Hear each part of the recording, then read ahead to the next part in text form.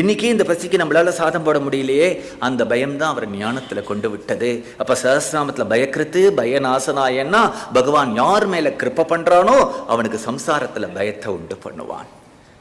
உலகத்துல நமக்கும் மரணம் வந்துடுமே, அந்த பயம் வந்ததுன்னா நீ பாக்கியவான். எனக்கும் ஜர வந்துடுமே நினைச்சியானால் நீ பாக்கியவான். உனக்கும் வியாதி வந்துடுமே, அன்னைக்கே சொன்னேன், ஜரா மரண வியாதி துக்கம் விபத்து இந்த அஞ்சு சிந்தனை பண்ணி இது வந்துடும். இந்த ஜென்மாவிலிருந்து தப்பிச்சா கூட இன்னொரு ஜென்மாவில் வரும். எத்தனை ஜென்மா எடுக்க போறோமோ அத்தனை ஜென்மாலையும் வரும். அது மனுஷ ஜென்மாவான்னு சொல்ல முடியாது. அழகான மனுஷ ஜென்மா கிடைச்சிருக்கு, நமக்கு சத்சங்கம் கிடைச்சிருக்கு, குரு கிருப்பை கிடைச்சிருக்கு.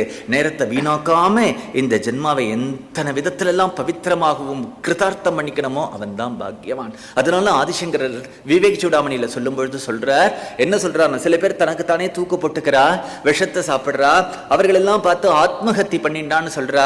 பைத்தியக்காரடா, அவெல்லாம் ஆத்மஹத்தி பண்ணிக்கல, சரீரஹத்தி தான் பண்ணிண்டா.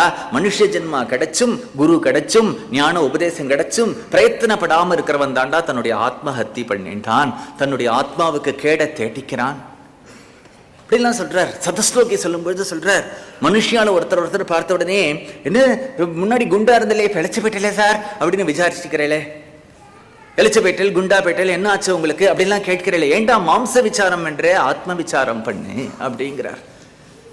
நல்ல பால்யம் இருக்கும்பொழுது அமெரிக்காவுக்கு போயிட்டு ஆப்பிரிக்கா போயிட்டு என் புள்ள கூப்பிட்டான், அவன் கூப்பிட்டான், இவன் கூப்பிட்டான்னு போயிட்டு அப்புறம் டாக்டர் கேன்சர்னு வியாதி வச்ச உடனே ஆத்மாவை எப்படி பிரிச்சுக்கிறதுன்னு கேட்கக்கூடாது.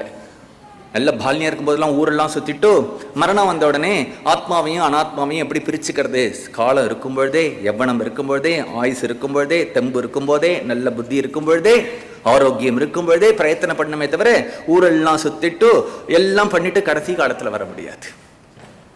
அப்பவே